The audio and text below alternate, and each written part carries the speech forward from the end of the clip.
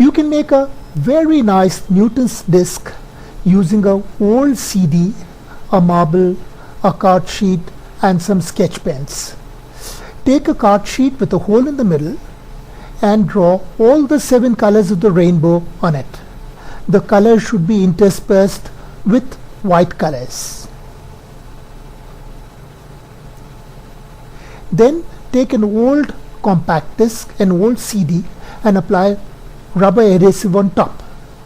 Take your color disc and stick it on the CD. Smoothen it out.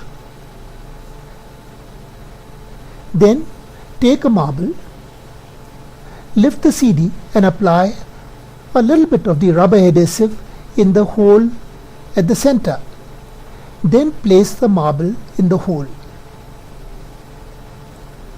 Wait for a while for the marble to dry. Now your disc is ready to spin. This is the back side of this. If you spin it on a smooth floor, it would keep spinning for a very, very long time. All the colors would coalesce and you would see a grayish white. The CD spins on the marble for a very, very long time. It's got a low center of gravity. It's got a large moment of inertia, so it spins for a very, very long time.